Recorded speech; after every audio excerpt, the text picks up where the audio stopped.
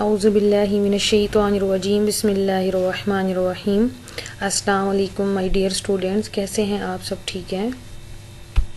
हम स्टार्ट करते हैं अपना आज का लेक्चर अल्लाह के बाबरकत नाम से।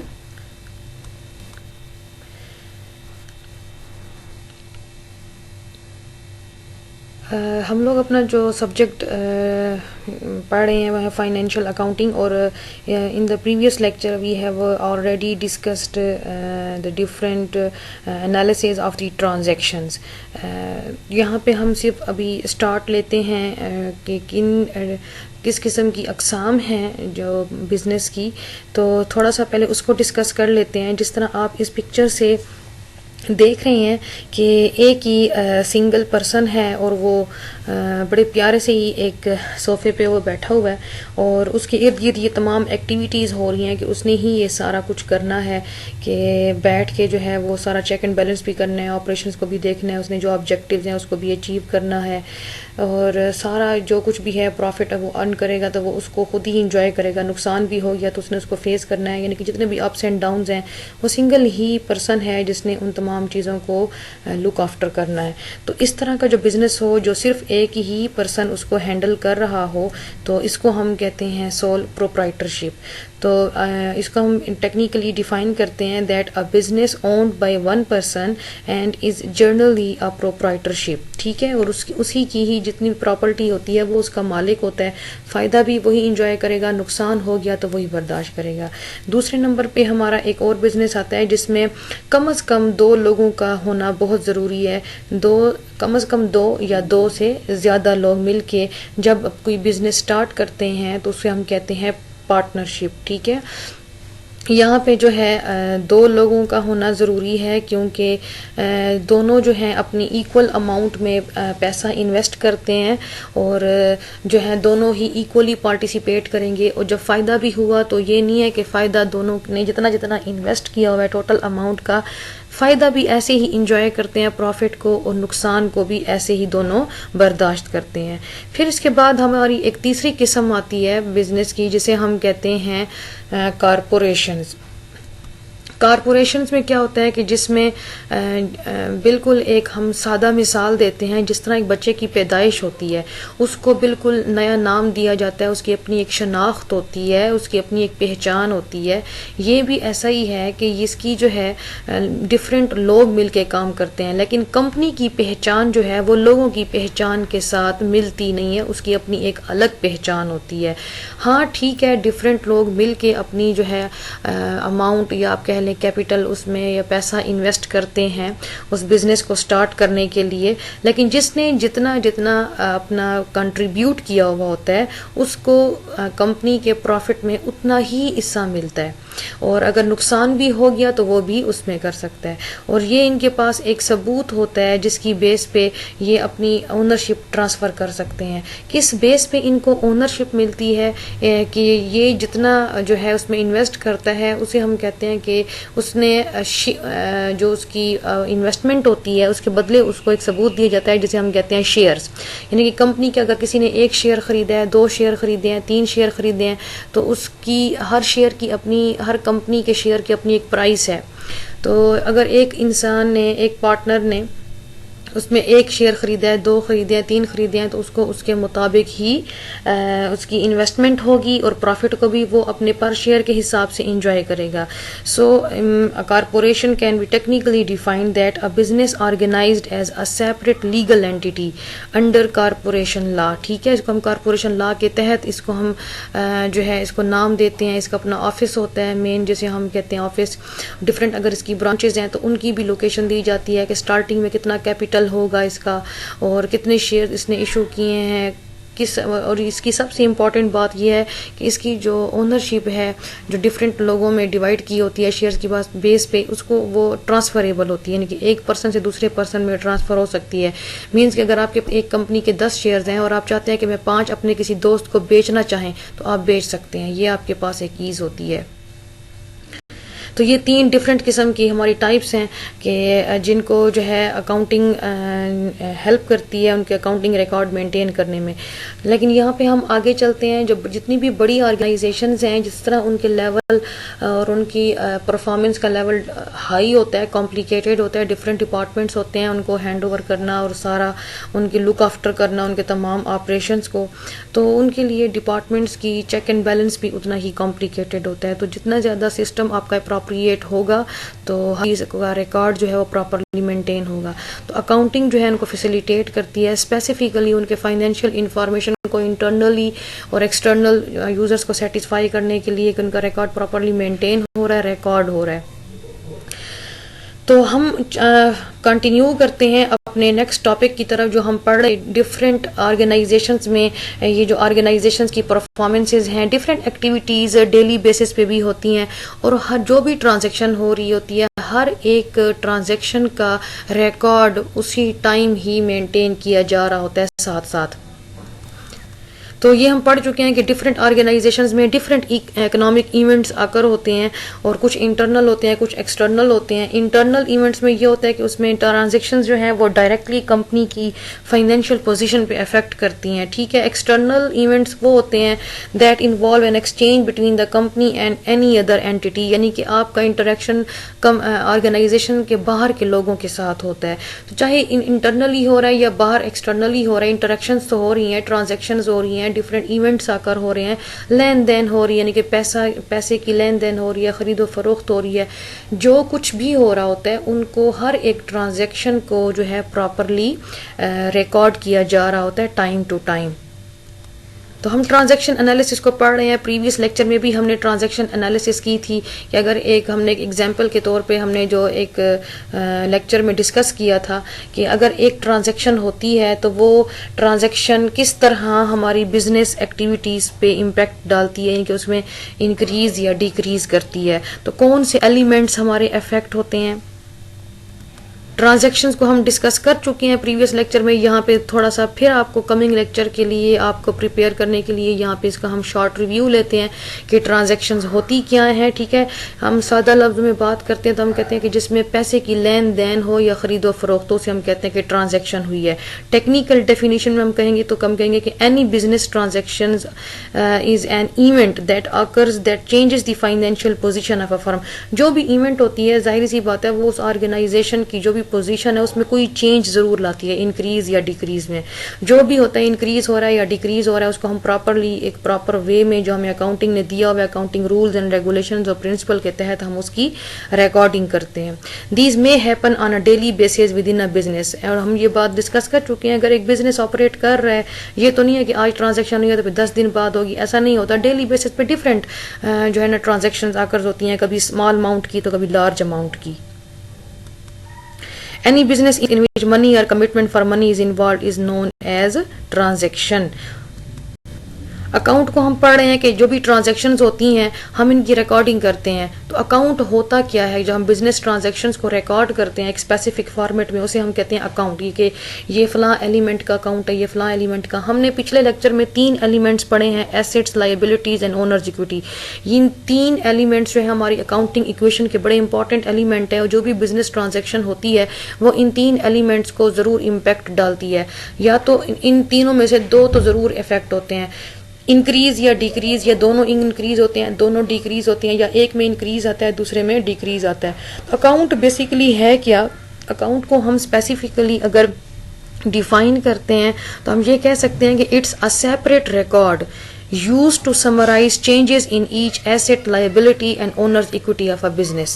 ठीक है, कि जो भी हमारे एलिमेंट्स हैं, एसेट है या लाइबिलिटी है या आपकी ओनर्स इक्विटी है, इसमें जो भी चेंज आया है उसको उनके प्रॉपर अकाउंट में जाके रिकॉर्ड किया जाता है। तो एसेट का अपना सेपरेट अकाउंट होगा, लाइबिलिटी का अपना सेपरेट अकाउंट होगा, ओनर्स इक्विटी का अपना सेपरेट अकाउंट होगा, ताकि हर एक को समझने में और फर्दर जो है उसके ऊपर जो भी हमने प्रोसेस करना है आसानी हो। हम डिस्कस कर रहे थे एनालाइजिंग बिजनेस ट्रांजैक्शन, और प्रीवियस लेक्चर में हम लोग डिस्कस कर चुके हैं कि जब भी आप कोई भी बिजनेस ट्रांजैक्शन को एनालाइज करते हैं, सबसे पहले आइडेंटिफाई करते हैं कोई भी इवेंट आकर हो गया है, कोई भी पैसे की लेन देन हो गई, कोई भी खरीदो फरोख्त कर रहे हैं, सब आपने 3 क्वेश्चन आपके जहन में होते हैं जब आप रिकॉर्डिंग करने जाते हैं, ठीक है, कि कौन कौन से किया, हुआ क्या है, व्हाट हैपेंड, कि जो भी इवेंट हुआ है, चाहे उसमें आपने खरीदो फरोख्त की है, जो भी इवेंट बिजनेस का आकर हुआ है, सबसे पहले आपने ये देखना है कि उसमें हुआ क्या है। दूसरा क्या होता है कि विच अकाउंट आर अफेक्टेड, यानी कि एसेट अफेक्ट हुए हैं, लायबिलिटी अफेक्ट हुई है, ओनर्स इक्विटी अफेक्ट हुई है, ठीक है। फिर आपने ये देखना है कि how accounting equation affected, means के उसमें इंक्रीज या डिक्रीज आया है, एसेट में इंक्रीज या डिक्रीज आया है कि नहीं। फिर आप ये देखते हैं कि उस वो जो ट्रांजेक्शन है उसमें लायबिलिटी अफेक्ट हुई है, अगर हुई है तो इंक्रीज हुई है या डिक्रीज हुई है। फिर जब आप ये देखते हैं कि अगर ओनर्स इक्विटी का अकाउंट अफेक्ट हुआ है तो ओनर्स इक्विटी में इंक्रीज आई है या डिक्रीज आई है।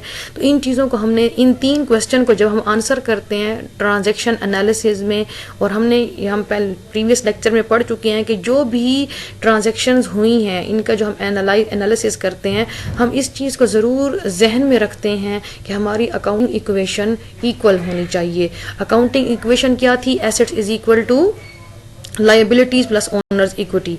तो ये इन 3 जो है दोनों साइड्स को इक्वल होना चाहिए। क्वेश्चन 1 जो हमारा है कि व्हाट हैपेंड, इसका क्या मतलब होता है कि make certain you understand the event that has taken place. पहले आप श्योरिटी के साथ ये देख लें कि हुआ क्या है, किस चीज की ट्रांजैक्शन हुई है। और सेकंड पे हमारा आता है कि विच अकाउंट आर अफेक्टेड, कि एसेट का अकाउंट अफेक्ट हुआ है, लायबिलिटी का हुआ है या ओनर इक्विटी का हुआ है, ठीक है। इन तीनों को पहले आपने केयरफुली आइडेंटिफाई करना है। थर्ड नंबर पे आपने जाके ये देखना है कि अच्छा हमारी जो अकाउंटिंग इक्वेशन है वो किस तरह से अफेक्ट हो रही है, यानी कि एसेट अफेक्ट हो रही हैं, लायबिलिटीज अफेक्ट हो रही हैं, ओनर्स इक्विटी हो रही हैं।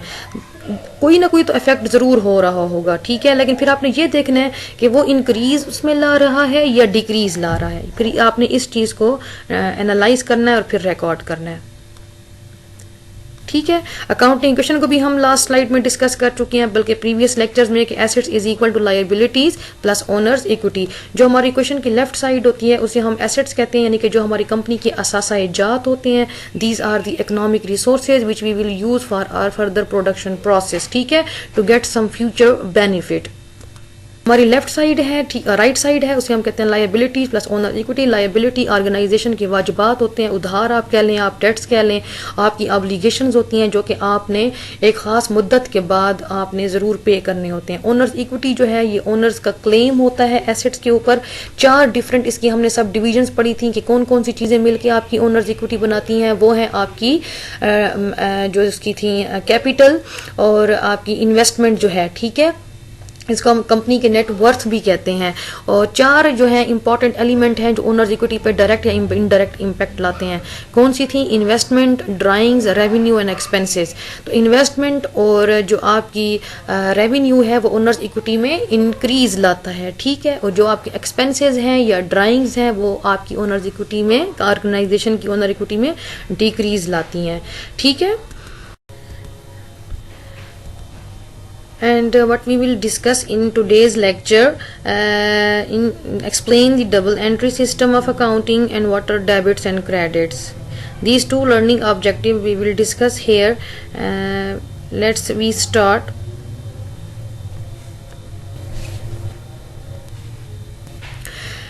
डबल अकाउंटिंग सिस्टम जो है ये एक ल्यूका पैकियोली था। इसने जो अकाउंटिंग की फील्ड में इसने डबल एंट्री सिस्टम को एक्सप्लोर किया था कि डबल एंट्री सिस्टम होता क्या है। ये एक बड़े ही सिंपल कॉन्सेप्ट पे बेस करता है, वो ये कि each party in a business transaction will receive something and give something in return. कि जब भी बिजनेस में कोई ट्रांजैक्शन होती है तो एक पार्टी दे रही होती है, दूसरी पार्टी ले रही होती है। ट्रांजैक्शन होती है ये, यानी कि जिसमें पैसे की लेन देन हो।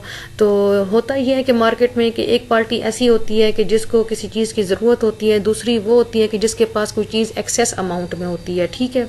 तो दोनों पार्टीज जब मिलती हैं तो दोनों की ज़रूरतें पूरी होती हैं और समझो कि वहीं पे ट्रांजैक्शन आकर हो गई। तो बिजनेस में भी यही होता है कि एक पार्टी जो है वो रिसीव कर रही होती है और एक पार्टी जो है वो दे रही होती है, ठीक है। In accounting terms what is received, हम जब भी ऑर्गेनाइजेशन में कोई भी चीज आती है तो तो वो उसके आने से उस चीज़ में इंक्रीज आता है, तो उसको हम अकाउंटिंग में डेबिट्स रिकॉर्ड करते हैं। और जब जो चीज़ हमारी कंपनी में किसी भी चीज़ में कमी लाती है तो उसको हम क्रेडिट्स रिकॉर्ड करते हैं। ठीक है, कि उसने हमारी जो भी चीज़ है, हमारे एलिमेंट्स हैं, उसमें कमी लेके आई है। और जब भी हम डेबिट्स और क्रेडिट्स को हम रिकॉर्ड करेंगे तो हम एक टी अकाउंट बनाते हैं। T account is a representation of a scale और बैलेंस। ठीक है, ये जिस तरह आप ये भी देख रहे हैं एक पेंडुलम की साइड पे कि उसमें जो है एक साइड जो है, एक राइट साइड है, एक लेफ्ट साइड है, और इसी को सामने नज़र रख के उन्होंने इस अकाउंट को हम मैनुअली रिकॉर्ड करते हैं। बिल्कुल इस तराजू की, जिस तरह आपको शेप नज़र आ रही है कि जिस तरह एक तराजू की होती है कि एक तरफ जो है दोनों को हमेशा बैलेंस तब होता है जब दोनों पलड़े तराजू के बराबर होने चाहिए। तो हम अकाउंटिंग में भी यही कहते हैं कि जिस तरह तराजू के दोनों पलड़े बराबर होंगे, मीन्स कि उसकी दाएं साइड बाएं साइड के बराबर हो। तो डेबिट्स जो हैं वो हमेशा लेफ्ट साइड पे तराजू के रिकॉर्ड किए जाते हैं, और जो क्रेडिट्स हैं वो हम दाएं तरफ रिकॉर्ड करते हैं। तो डेबिट्स और क्रेडिट्स को हमेशा इक्वल होना चाहिए। अकाउंटिंग की टर्मिनोलॉजी में जब हम बात करते हैं कि हमने फलां अमाउंट को डेबिट किया, तो इसका मतलब ये है कि ये चीज़ हमारी ऑर्गेनाइजेशन में इंक्रीज लाई है, यानी कि हमने रिसीव किया है उस चीज़ को। जब आप किसी चीज़ को रिसीव करते हैं तो आपके हाथ में वो चीज़ इंक्रीज हो गई, तो मतलब कि उसको हमने डेबिट रिकॉर्ड करना है। और जो चीज़ आपके हाथ से चली गई, कमी आ गई, तो उसको हम क्रेडिट रिकॉर्ड करते हैं। Double entry system of accounting take its name from the fact that every business transaction is recorded by two types of entries। हम दो तरह की, हमेशा कोई भी ट्रांजैक्शन हुई है, हम पहले भी डिस्कस कर चुके हैं कि दो एलिमेंट्स ज़रूर इफेक्ट होते हैं। डेबिट एंट्री टू वन और मोर अकाउंट। ठीक है। Number 2, credit entries to one or more account। In recording any transaction, total debits always equal to the total credits। यानी कि इसको हम सादा लफ्ज़ों में बात करें तो हम जब अकाउंट की रिकॉर्डिंग करते हैं, तराजू के पलड़े को आपने हमेशा जहन में रखना है कि उसका जो दायां पलड़ा है वो बाएं पलड़े के बिल्कुल बराबर होगा, तो समझो तराजू आपका बैलेंस में है। तो डेबिट्स अगर ज़्यादा हो गई हैं क्रेडिट से तो जाहिर सी बात है उन बैलेंस नहीं रहेगा। सम टाइम ऐसा भी होता है कुछ ट्रांजैक्शन में कि क्रेडिट्स ज़्यादा हो जाते हैं डेबिट्स की निस्बत, तो तब भी पलड़ा आपका इक्वल नहीं होता।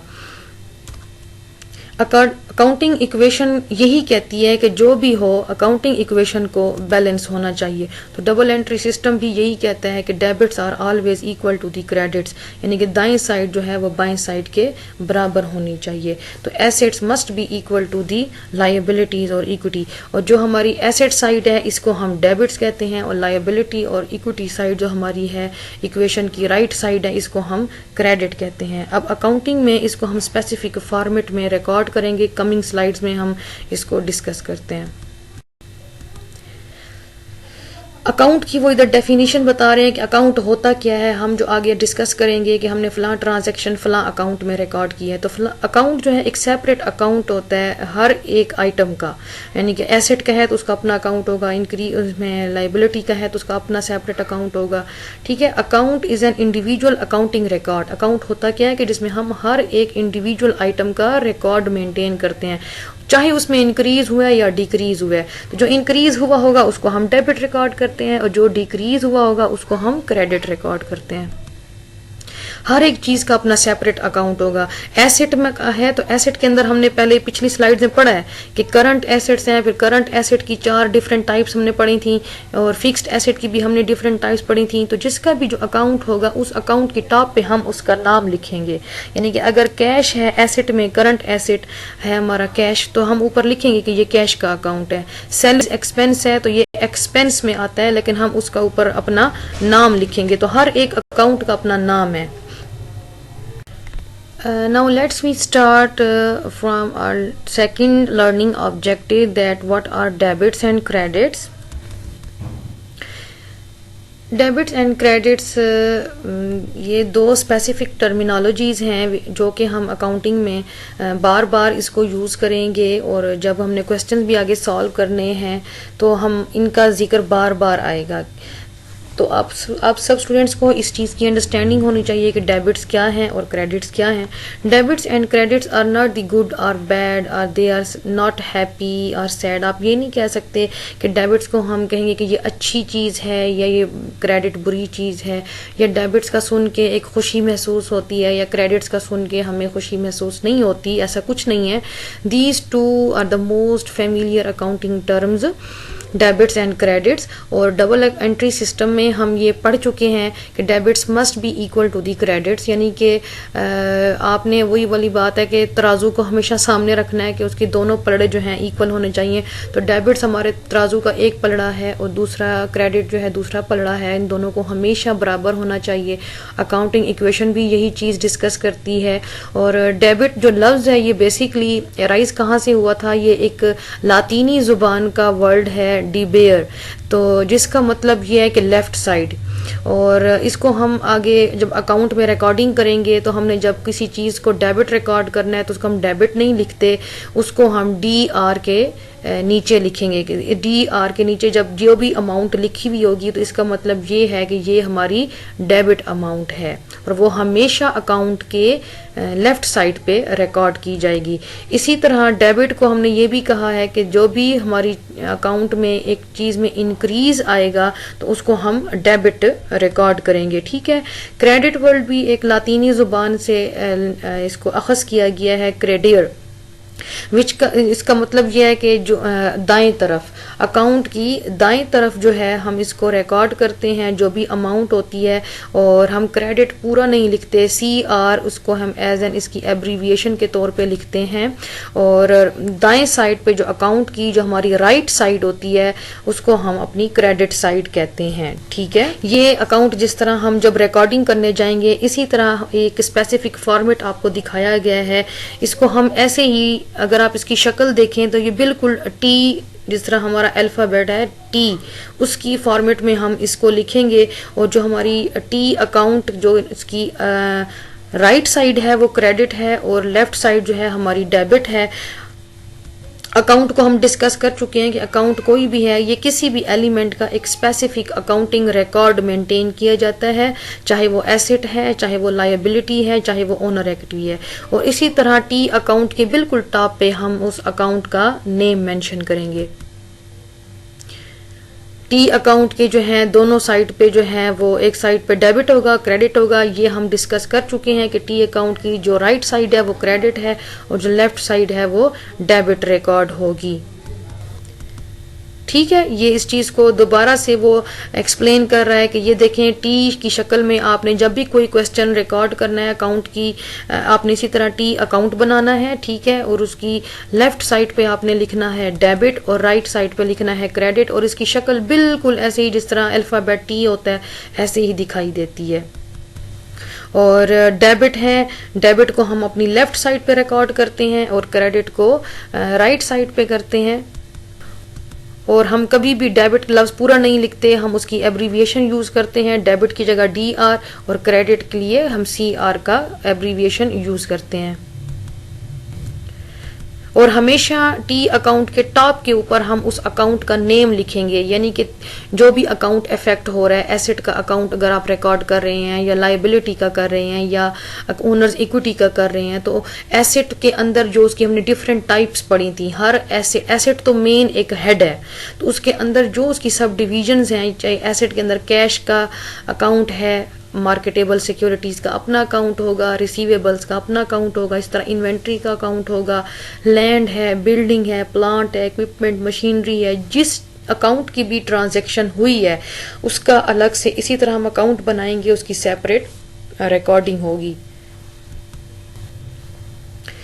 जब भी हम इस टी अकाउंट में रिकॉर्डिंग करते हैं, जो भी अमाउंट हम लेफ्ट साइड पे जाके रिकॉर्ड करते हैं, ठीक है, recording on the left side of an account is known as debiting the account.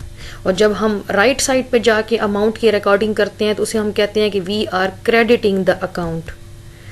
An increase side है या डिक्रीज साइड है, ठीक है, तो दोनों साइड जो है मस्ट बी इक्वल। लेकिन ऐसा होता है कि हमेशा एक साइड में इंक्रीज आ रहा होता है, दूसरी साइड में डिक्रीज आ रहा होता है, कभी ऐसा नहीं होता कि दोनों साइड्स हमेशा इक्वल हों।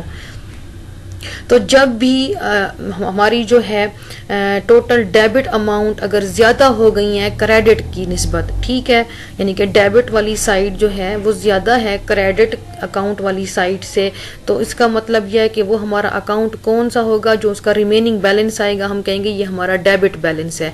यानी कि जब हम क्वेश्चन सॉल्व करेंगे तो अगर कहीं पे लिखा हुआ है कि इट्स अ डेबिट बैलेंस, तो आप बच्चों ने परेशान नहीं होना, आपको पता होना चाहिए डेबिट बैलेंस का मतलब ये है कि इस अकाउंट में डेबिट वाली साइड जो है वो पॉजिटिव में है और क्रेडिट वाली साइड जो है वो नेगेटिव में है, मींस कि उसका अमाउंट कम है। और इसी तरह अगर क्रेडिट साइड की अमाउंट ज़्यादा है डेबिट वाली साइड की निस्बत, तो वो हमारा बैलेंस होगा क्रेडिट बैलेंस। ठीक है, ये आपको कुछ उस अकाउंट के रूल्स एंड रेगुलेशन बता रहा है कि आप स्टूडेंट्स को क्लियर होना चाहिए कि टी अकाउंट कैसे होता है, उसकी दाईं तरफ क्या होता है, बाईं तरफ क्या है, दाईं तरफ वाले को क्या कहते हैं, बाईं तरफ वाले को क्या कहते हैं, उसमें इंक्रीज या डिक्रीज आ गया है तो डेबिट बैलेंस या क्रेडिट बैलेंस हम कब करते हैं।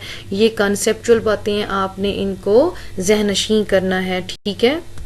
Thank you so much my dear student. Next lecture में हम इंशाल्लाह ये जो डेबिट्स और क्रेडिट्स को आप अच्छे से स्टडी कर लें कि होते क्या हैं। अब हम इनके रूल्स पढ़ेंगे कि डेबिट्स और क्रेडिट की रिकॉर्डिंग जो है हम कैसे करेंगे, यानी कि जो हमारे 5 एलिमेंट्स हैं asset, liability, owner equity, expense and revenue, ठीक है, इनके रूल्स हैं जिसके मुताबिक हमने टी अकाउंट्स में जाके इनकी रिकॉर्डिंग करनी है कि कौन सा अमाउंट कब डेबिट होगा, कौन सी जो है एसेट कब क्रेडिट होगा। इनके अपने रूल्स एंड रेगुलेशंस हैं, उन्हीं के मुताबिक ही हमने आगे ट्रांजैक्शन की रिकॉर्डिंग करनी है। इंशाल्लाह नेक्स्ट लेक्चर में हम इस सीख के आगे से ही इसको कंटिन्यू करेंगे। तब तक के लिए अल्लाह हाफिज।